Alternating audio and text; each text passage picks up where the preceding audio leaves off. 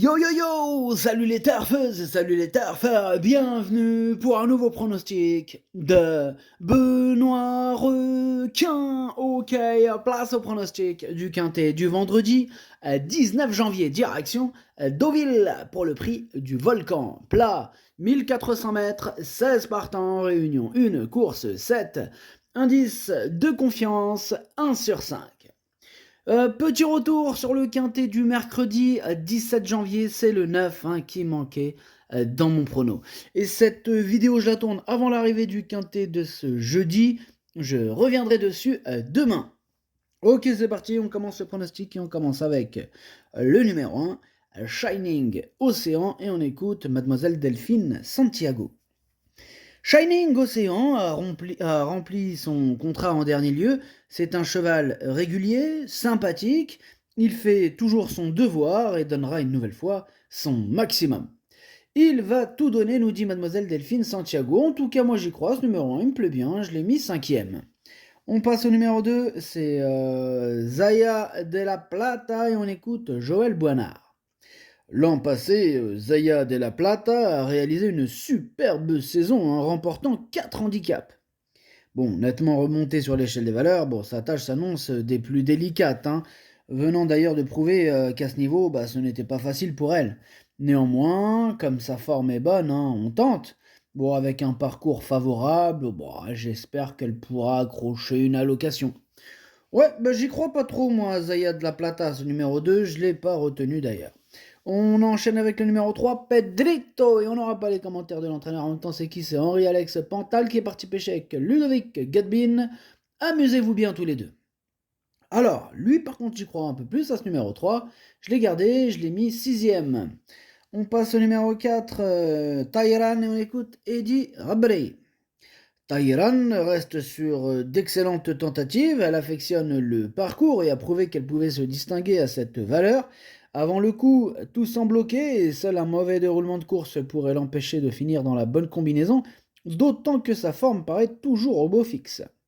Alors tant mieux. En tout cas, moi ce numéro 4 il fait partie de mes préférés, je l'ai mis très haut, je l'ai mis 2e. On passe au numéro 5, Petit Pedro, et on écoute Joël Boinard. Petit Pedro est un chic cheval et rares sont les fois où Petit Pedro ne participe pas à l'arrivée. Petit Pedro il est resté dans un très bel état de forme et comme Petit Pedro a pu le montrer la dernière fois, Petit Pedro il peut avec un bon déroulement de course terminer à l'arrivée, voire jouer la victoire. Ah oui. Alors maintenant, Petit Pedro il a pas de marche, il a pas de marge de manœuvre, mais Petit Pedro il demeure compétitif. Ok, merci Joël Boinard. Petit Pedro, c'est tout simplement lui mon préféré, Petit Pedro, et je l'ai installé en tête. On passe au numéro 6, Hurricane, et on écoute Bruno de Monzeil. Eh bien, Hurricane, c'est un cheval que j'ai toujours tenu en haute estime. Il a connu des fortunes diverses et après sa deuxième course, la Teste, cet été, il a dû être ralenti. Il a mis du temps à revenir au top et au regard de sa dernière sortie, il semble s'y approcher. De plus, il a prouvé que la PSF ne le dérangerait pas. Dès lors, avec un bon parcours, nul doute qu'il puisse finir dans les 5 premiers. Eh bien, ce numéro 6, c'est un regret, c'est mon deuxième cheval de complément en cas de non partant, donc attention, il ouvert ce quintet. On passe au numéro 7, Sarah Spring, et on écoute Stéphane Wattel. Eh bien, Sarah Spring a fait une très belle ligne droite en dernier lieu face à ses aînés. Elle est restée en forme, elle a une chance.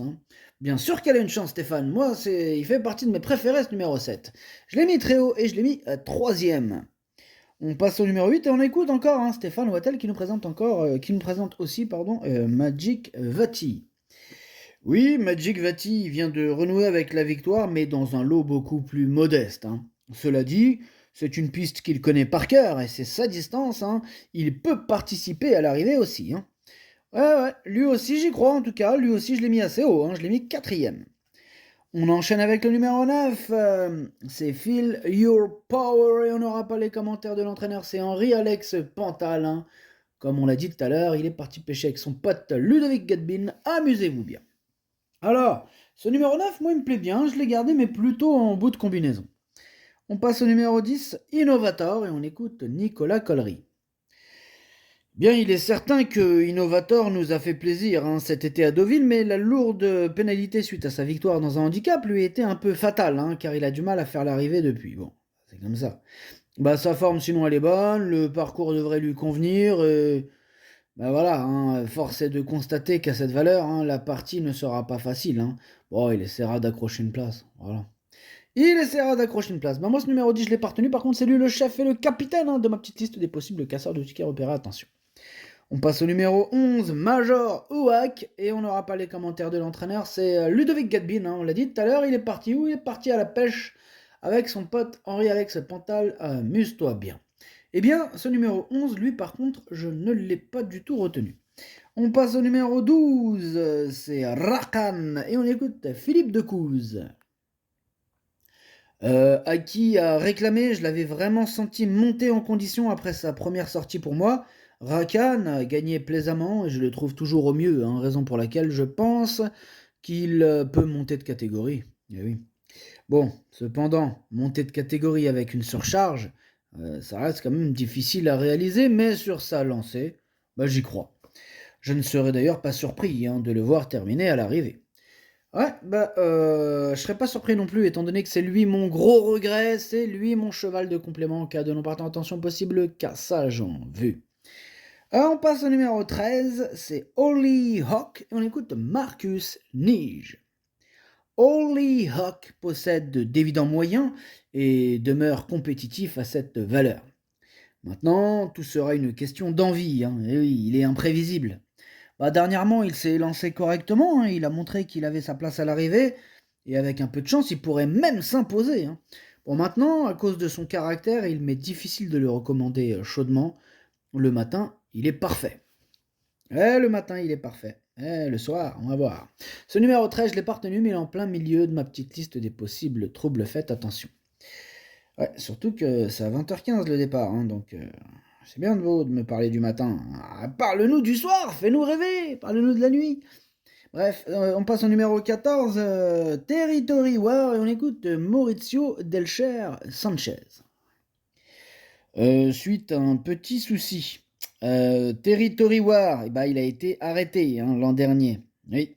Bon, après une rentrée, il a très bien couru, en dernier lieu, où il avait un mauvais numéro dans les boîtes. Bon, on a dû attendre, puis il a bien fini. Bon. S'il a un bon numéro à la corde et un bon parcours, je pense qu'il a une chance. Vous en demandez peut-être un peu beaucoup, là, Maurizio, non? Bon, bref. Moi, ce numéro 14, je ne l'ai pas retenu. On passe au numéro 15, Servaro, et on écoute Louis Bernard. Servaro a été surprenant à plusieurs reprises et ne cesse de progresser. Alors, vu qu'il est très bien, je pense que cela se tente avec un petit poids. Bon, il faut aussi noter qu'il n'y a pas de meilleurs engagements en ce moment non plus. Bon, je ne sais pas si cela sera suffisant pour être compétitif. Il attend et a une bonne pointe de vitesse pour finir. Ouais, on va voir. En tout cas, moi, ce numéro 15, je ne l'ai pas retenu, mais il est à l'arrière de ma petite liste des possibles troubles faits.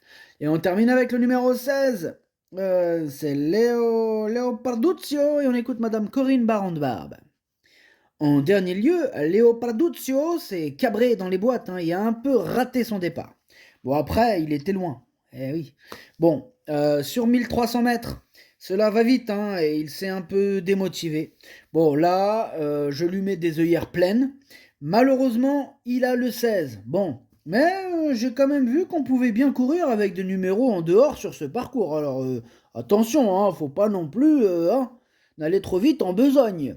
Bref, tout ça pour vous dire que je lui garde toute ma confiance. Il doit affronter ses aînés, mais est en plein progrès. Merci Madame Corinne Barandard pour ce commentaire, disons-le, complet. Bref, en tout cas, moi, ce numéro 16, c'est vraiment un coup de cœur.